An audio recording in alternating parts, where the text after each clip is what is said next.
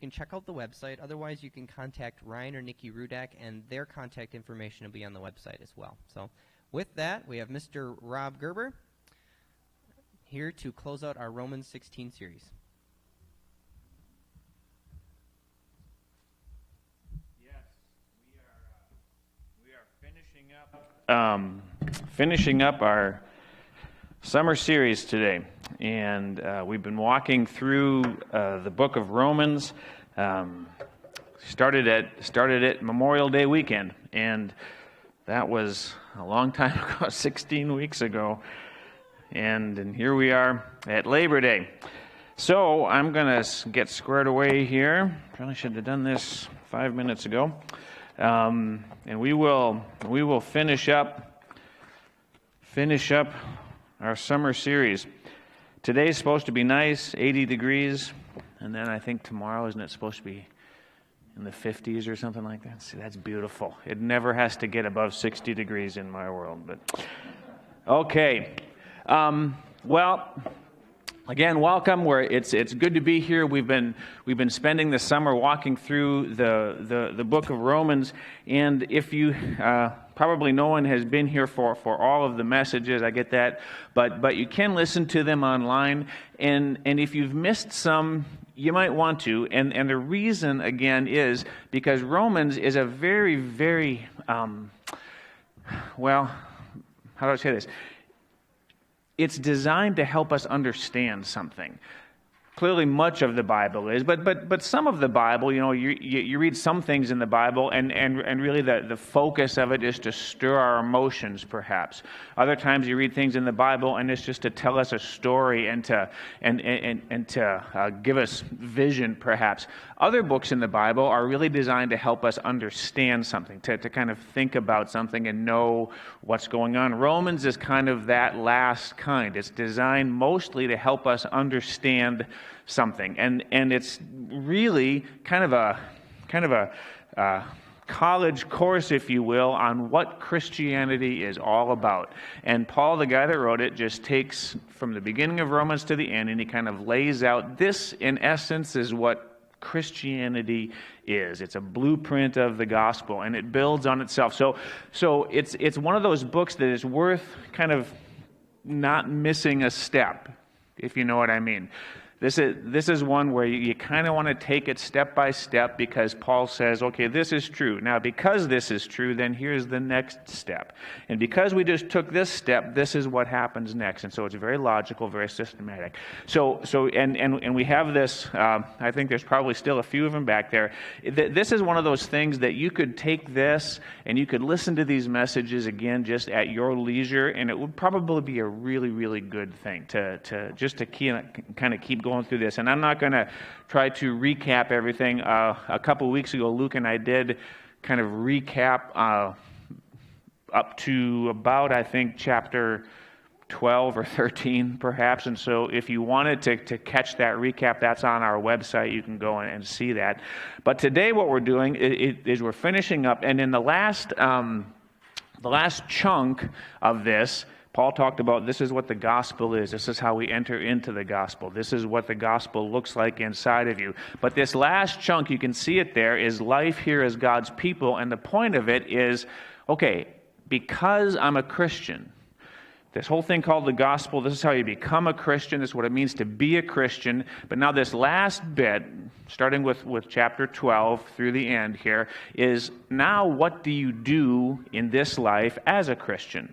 If you have accepted the gospel, if you've come back into a relationship with God, what does that mean as far as how your life plays out for the rest of your time here on earth? Someday, we're going to go to heaven.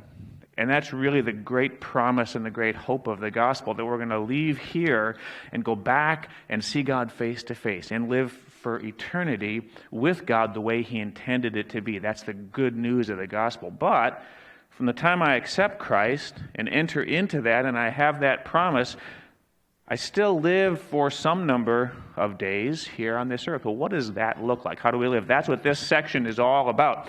And so we're finishing that up today. And just to speak a little bit about that last section there, life here as God's people, we had talked When we first got into this in chapter 12, that was the first chapter where we were in this section of the gospel blueprint, we talked about how the gospel changes you and me. It needs to change us. If we have accepted this thing called the gospel, if we've been saved, these are things that Paul described all through the book of Romans.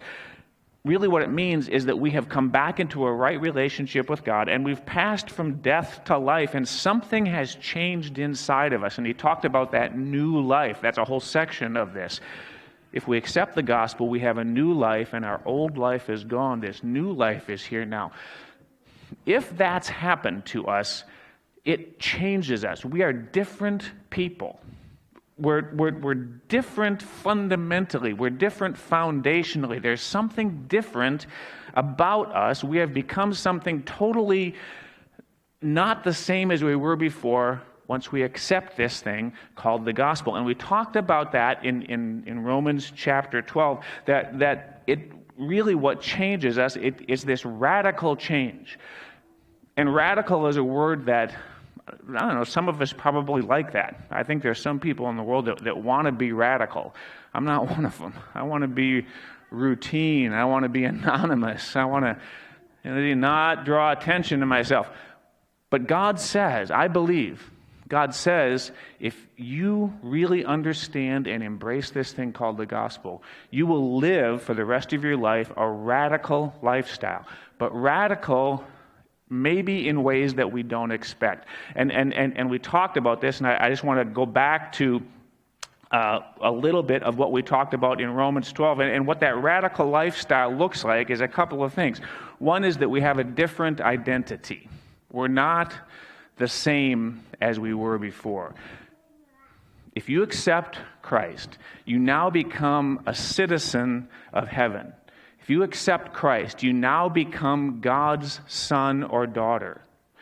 And we are no longer from here. And that's a radical thing if you really think about it. I don't know if you remember back in the spring, late winter, we talked about, we did a series called An American Christian. You guys remember that? And the whole point is, and that's just one example, but what defines you? If you have accepted the gospel, you are first and foremost and foundationally and before anything else, you are a Christian. God says, whether you like it or not, whether you think it's true or not, God says foundationally, you have become something. It wasn't there before, and now it's sprung up. And that thing that sprung up is inside of you. You are a new creation, and that new creation is a Christian. And we respond to God. And we interact with God. And our identity now is wrapped up in God and in Christ, not on this earth. That's radical. Because most of us identify by what we're doing right now. In other words, who are you? Well, I'm an American. What do you do? I am a pastor. I used to be a lawyer.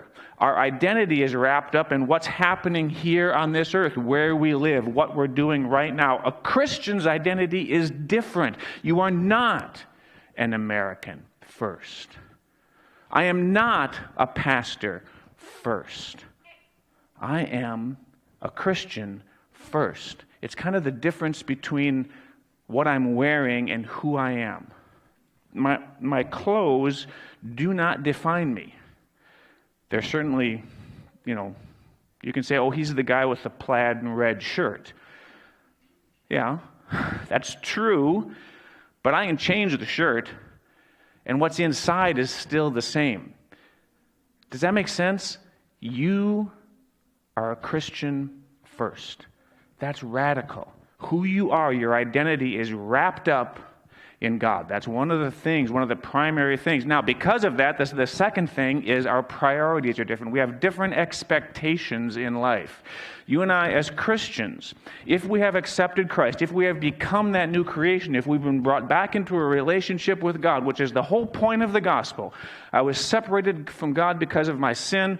God saved me. Christ came and paid my penalty. If I accept that, suddenly now I am a Christian. I am God's son. Because of that, I have different different sets of priorities. My expectations in this life have to change. I was just talking to my oldest daughter and her new husband this morning. They came up, they're going to a wedding, and so they stayed with us last night, and that was really fun.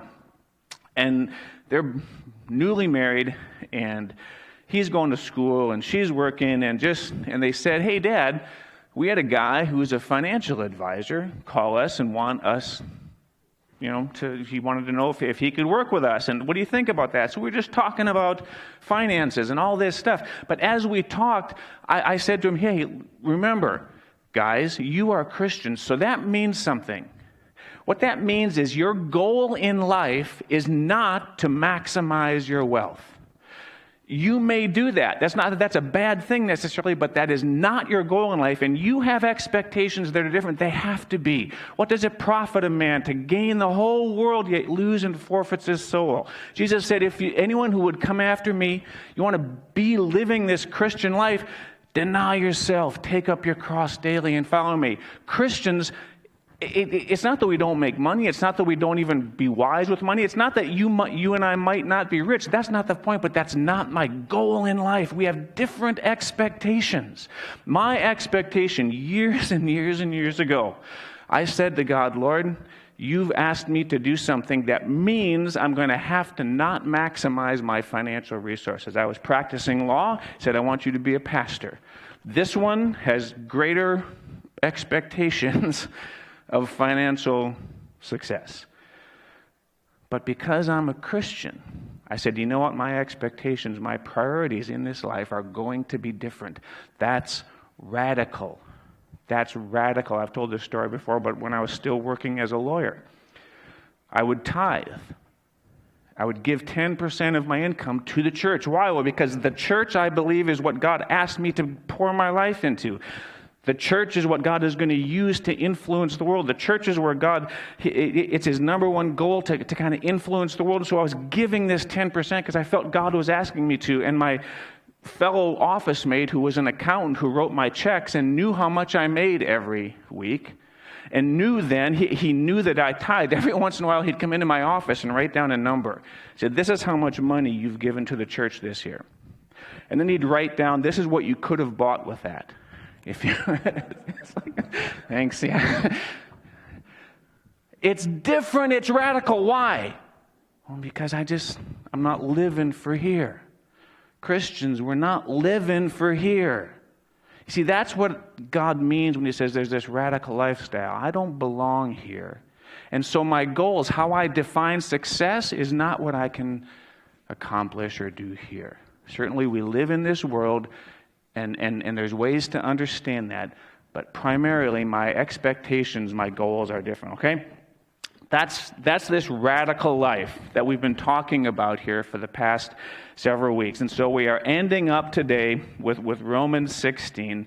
And Romans 16 is kind of one of the ways that radical lifestyle plays itself out. Now, Romans 16, if you read it in preparation for today, you might think, oh my goodness, this is one of those chapters that when you're reading the Bible, you get to it and think, I'm just going to skip this one, because it's just a list of names. Say hi to Bill, say hi to Mary, say hi to Ted, say hi to Fred. I mean, it's just one after the next of all these names that I can't pronounce. My daughter is newly married, and so they're thinking about starting a family and all this stuff. So I've been sending them names that I like for my grandkids, and we're not meshing on this at all. But you can read this chapter and think, oh my goodness, maybe I'll just skip this one. Don't. There is so much in here. I think that there is a lot in here. So we're going to spend just a couple of minutes looking at some of the things that I think are in here. And again, thinking about it in terms of, this is one of the ways that as a Christian, I play out this radical lifestyle that God asks of me, okay? So just 3 quick points, and I don't think this is going to take a whole long time. When I read chapter 16, a couple of things that I see. Number 1 is this, that the Christian life is personal. This radical lifestyle that God asks you and I to live, it is very, very, very personal. if you read through here, Paul, look at what he says. Greet my dear friend, Epaenetus, perhaps. Greet Ampliatus, whom I love in the Lord. My dear friend Stachys. Greet Rufus and his mother, who's been a mother to me also. Again and again and again in here, you see what? Oh, yeah, don't forget to say hi to this guy, because I miss him and I like him. Oh, and this guy and his mom, she's been a mom to me. It is very, very, very personal. It is very, very, very relational. And a couple of things here. Paul, the guy who wrote this, he knew these people and he liked them. This was not a job. This was not Paul, okay, he decided as a career choice he's going to be an apostle. And so I'm out there doing the apostle thing, and these people are my produce. This is what I'm producing. It was not that for him. He knew these people and he liked them. My dear friend, I love my dear friend. She's been a mother to me. There is a relational oneness. There's a sweet connection here between Paul and these people. And it's interesting, Paul was well known in his day. He was kind of the Christian, one of the Christian celebrities of the day, if you will. You could compare him to Billy Graham, perhaps. Or, someone that we all would say in the Christian world, oh, I know that person, or at least I know of that person. But with Paul, it wasn't just he knew of them, he knew them and he liked them. There was a personalness. I remember, and by the way, I'm going to share, as I walk through this, I'm going to share some stories from my own Christian life, not because they're the best ones, but because I've been doing this thing. I've been trying to live this radical Christian lifestyle for 37 years. I got saved when I was 20 years old. I'm 57, so for 37 years I've been working and walking this path. And so a lot of the stuff that we're going to say here, I've been able to see it and feel it and experience it. So I'll share stories about my own life. And one of them is just here. I remember as a very young Christian, I was at a conference, and I'd only been around the church for a couple of years at this point. And one of the speakers was a man named John Hoppler. Some of you might know who John Hoppler is. He's Great Commission Churches, which is what we're a part of. He's been the president of Great Commission Churches for many, many years. Anyhow, John was one of the speakers, and I was just this college kid. And I don't even remember how, but apparently I had been introduced to him at some point. Maybe 6 months, maybe a year earlier, but I was at this conference and I'm walking through the lobby, and John is walking through, and he stopped me and he said, "Hi, Rob." And it was just a little thing, but that has stuck with me for years, that this guy was not, Christianity is not about celebrity. Christianity is not about the haves and the have-nots. He's just a guy like me, but he remembered me. And that stirred my soul. Paul remembered these people. Oh yeah, I remember you. I know your name. There's something about this radical Christian life that's a huge part of it. Paul knew these people and he liked them. And they were important to him. Their names, their faces, their lives were important to him. It was not a job. And these people knew and were connected to each other. Later on in chapter 16, Paul is, he starts it greeting all these people in the church in Rome. Greet this person, greet that person. Later on, he gets to, okay, here's all the guys that are with me, and they wanted to say hi. And so there are connections all across the world. And this is interesting because this is at a time, before the internet, before the post office, before telephones, before anything, connections then had to be made by walking. I'm going to walk 100 miles from where I am to where you are, and that's our connection. And yet all of these connections were there. It's phenomenal when you stop and think about it, that Paul, who is writing from Jerusalem to Rome, is some astronomical amount of miles when you have to walk it. Or take a sailing ship. And yet there's all these connections. Timothy says hi. Oh, yeah, I know who he is. And don't forget to say hi to this person. Oh, yeah, I'll do that. There are these connections. And I've seen that over the years. I went out to Colorado to a pastor's conference here this summer. And one of the main reasons I wanted to go is because there were men there that I've known for years that I don't get to see very often. And just to go and to be in the same room with these guys, that I and they were young men in the Lord together. There is something so sweet about that. And I can look at this guy and say, yeah, we were both young together. And we accepted Christ about the same time. And we've walked different paths, but I have known you and I am connected to you, and that's sweet to my soul. And it was sweet to my soul to go out and to see these people. And that's so much about this Christian life, folks. It is not impersonal. It is not a philosophy. It is a relationship. It's a relationship. It's personal. And it's not just from far away. It's very, very, very close. I know so many of you so well for many, many years. And it is one of the joys, I'm not exaggerating, one of the great joys of my life are these relationships. Just the other night we were at a wedding. My wife and I, our neighbor's son got married. And so he married a young girl from Elk Mound, where we are from. But that young girl is Tarvi's niece. I'm getting that right? So the Paulins were at the wedding, and all of their girls, Alex, Corey, and Sam, were all flower girls in the wedding. And so at the dance, I danced with every Paulin girl except Lisa. I didn't.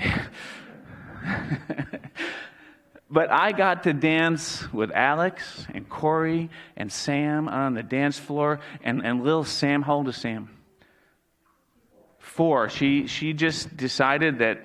I said, let's go in and see if the dancers. She said, no, we're going to go over here. So she took my hand and we went. But I spent time with these sweet little girls. And here's the point. It was just so much fun. But I've watched those girls grow up. And I remember Tarvi and Lisa. Tarv, I met you when you were probably in junior high. Huh? Squirrely little kid. And you were, and he was. And I remember Lisa when you were a freshman in college, I think. And for years now, we have a relationship, and I have the unbelievable blessing, not just to know Tarvi and Lisa, but to see their little girls and to dance with them at a wedding dance. Oh my word, this is a beautiful, wonderful thing that comes through this radical lifestyle of living years together. Christianity, this Christian lifestyle, it's personal, and we see it here. It's relational. Paul knew these people. He liked them. They knew each other. They were connected across the miles. And it lasted for years and years and years. And it makes sense because we talked about this in Romans, this whole idea about the gospel. It starts with what? It's relational. At the very core, the gospel is relational. God says, I made you to be with me. Sin separated us. Your choices separated us. And the entire Christ coming and the gospel and the good news is that God is restoring relationship. And so this Christian life we live, it's relational. It's personal. It's wonderful and it's sweet.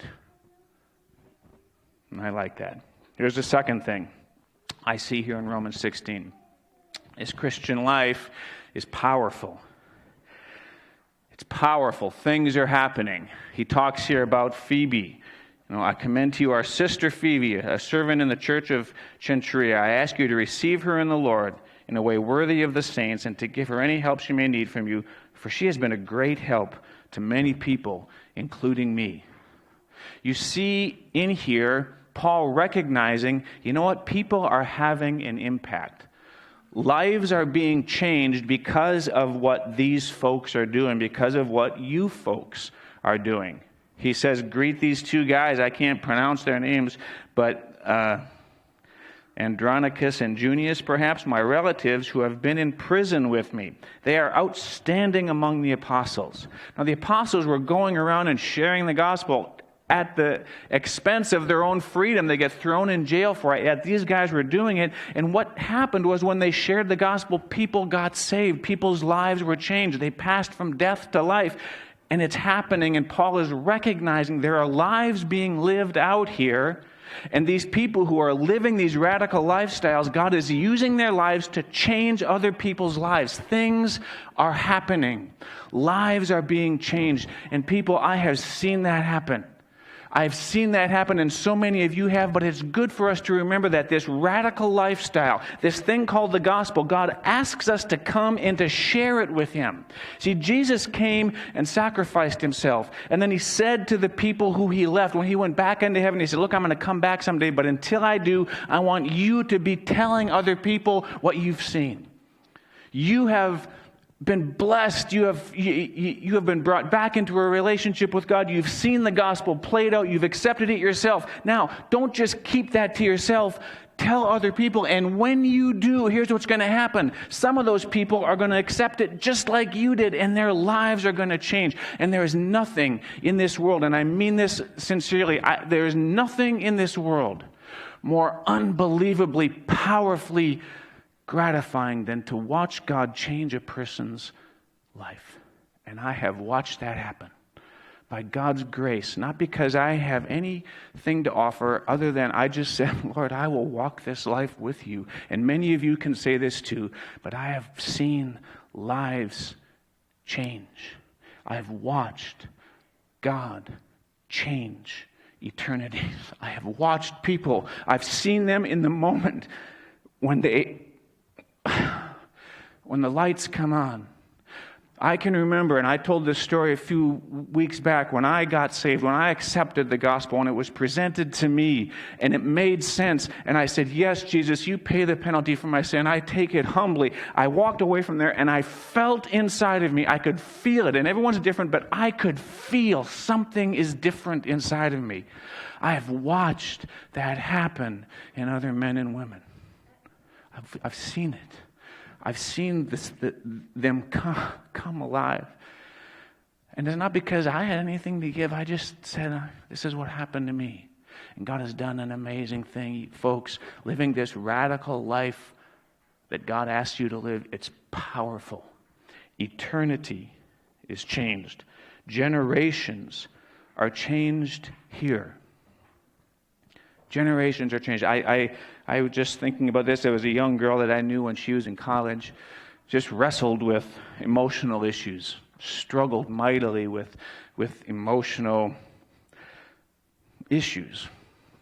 Probably not mental issues, but just she had a hard time functioning in the world, had a hard time receiving and giving love. And I watched God change her, and about 3 months ago, I was sitting at her kitchen table with her and her husband and her 3 kids. And I watched, she was just beaming because she just loves being a mom. And God changed her life. It's just different than it would have been. How many people do you know when they're young and they're struggling, and then you get 30 years later and the struggle isn't any different? But God changed her life, and I got to watch it. My life changed. Generations change. My kids, generations change. We get a chance to see that. And it makes sense. And I don't want us to miss the impact of this, that this radical life that God asks us to lead, this radical life, this gospel, if it's true of you, if you've accepted the gospel, God says, you come with me now and you be engaged in this, and you're going to see amazing things happen. What are you going to see? Well, you're going to see people pass from death to life. Jesus said that to Philip, I believe it was, or perhaps Nathanael. When Jesus called him and Jesus did a little miracle there, he said, yeah, I know who you are. We'd never met, but your name is Nathanael, and I saw you when you were sitting under a tree. And Nathanael was amazed, because how could he know that stuff? Oh my gosh, you can see the future. You can see through Disney. That's incredible. I can't believe what just happened. Jesus said, don't be amazed at that. That doesn't mean anything. That's just kind of a trick. You're going to see men and women's lives changed, and that is amazing. Men and women, listen to me. This radical lifestyle that God asks you to lead, if you put your hand in His and walk with Him, you're going to see amazing things happen. Not because you're a great, powerful person. We're not. But because He is a great, powerful God. And this gospel, Paul said, I'm a servant of the gospel. And I'm not ashamed of it. Why? Because it's the power of God for salvation. Remember, that's the whole thesis of this. Romans, the thesis of Romans is, I'm not ashamed of the gospel. Why? Because it's the power of God to change lives, to change eternities, to change generations. God's power is flowing through this thing. And if you embrace it and walk in it, you'll see God's power play itself out. And Paul is recognizing that here in Romans 16. And here's the last part. It's happening, but it's happening very practically. And the Christian life is practical. In other words, it's everyday and it's local. It's not happening far away. It's not happening remotely. It's happening in kitchen tables. It's happening at work. It's happening every day, and it's happening locally. This unbelievable changing of generations and changing of eternities, it doesn't happen in big flashy moments. So often it happens just very routinely as God's power is working, as people live their lives. I mean, these verses here, these are people that you have never heard of. It's interesting. When you read through this first part of Romans 16, and Paul is greeting all these people, and he's saying, good job, you're doing amazing things, and this person is working hard for the Lord, and God's using this person. Other than Priscilla and Aquila, who are the second two people that he mentions, other than those two, not a single name shows up anywhere else in the Bible. Here's the point to that. We live in a world of celebrity.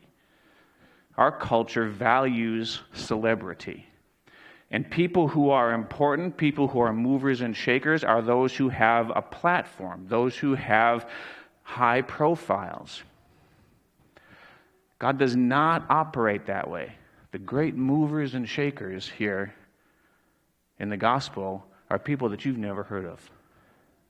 They are the great movers and shakers. And that's hard for us. And that's a way we live a radical life. Because in our world, for some reason, and I don't understand it, we think that movie stars can tell us what's important in life. And somehow, what George Clooney thinks means something to us. Now, I have no idea who George Clooney is, I don't know what kind of a person he is, but that's the point. I don't know him from Adam. Why would I listen to him when he tells me what should be important in life? That's the culture we live in. This radical Christian lifestyle isn't like that. It is way less about celebrity and more about what's happening with you in your everyday life. I've had the opportunity, as I've been doing this for 37 years, I've had the opportunity to speak from the stage a lot. I've had the opportunity to do it in all kinds of different places, sometimes in front of big crowds, thousands of people. All across the country, I've had a chance to go and speak. And I like it. I like to do it. And I think God uses it. There's a great blessing to that, and it's helpful. But I learned long ago that my greatest impact in the world, and I've seen this play itself out time and time and time again. The biggest impact that I have in the world is not from the stage. It's from across a table. It's sitting in my office when nobody else is there. It's not being recorded. It's not being written down. The greatest things that I've seen God do, those times when I've seen God work and I've seen generations change and eternities change, it's almost always been when nobody else sees it. And I'm glad about that, because that means it's for everybody. You don't have to have a stage to be impacting the world, to be having God use you to impact the world. It's very everyday, and it's very local. And I think that's a fitting way to end our series on Romans. That all of these things we've talked about, and all of these what feel like and are deep truths, and all of these things that God has planned from eternity, and all of these things that are going to affect eternity, all of it plays itself out for you and for me every day, in your living room, when you go to work, in your car. We are never away from it. We are never apart from it, because if you have accepted the gospel, Christ lives in you. His Holy Spirit lives in you, and Christ speaks to you, and Christ works through you. And you and I, as we live this different radical lifestyle, God uses us, and we get to see, just like Nathanael. Jesus said, you're going to see things you've never seen before. You and I, that is our heritage. That is our blessing. That is our privilege as God's sons and daughters. When we go with Him, we see the heavens open. We see generations change. We see men and women pass from death to life. We feel the eternal God in us. We hear His voice. We feel our hand in His. Your life is like nothing you ever thought it could be. And it happens on an everyday basis. And I'm going to end us here by just reading the benediction at the end of Romans. This is how Paul ended his book to the Romans, and that's how we're going to end it here. This is what it says. Now to Him who is able to establish you by my gospel and the proclamation of Jesus Christ, according to the revelation of the mystery hidden for long ages past, but now revealed and made known through the prophetic writings by the command of the eternal God, so that all nations might believe and obey Him. To Him, the only wise God, be glory forever and ever through Jesus Christ. Amen. Father, we thank You for the gospel. I praise You for the gospel, the good news that though I was created to be with You, I forfeited that right by my own sin. But You, because You loved me, Jesus, You came and You took on a body and You sacrificed it for my sin. And that's true of every one of us. And that is the unbelievable good news of the gospel. And I praise You that You saved us. And Lord, I desire with all my heart, with my brothers and sisters, to walk in that every day for the rest of my life, until someday we leave this earth and we see You face to face. Thank You. Thank You for the unbelievable joy and privilege it is to walk with You here and to see You face to face in heaven, Lord. Thank You in Jesus' name.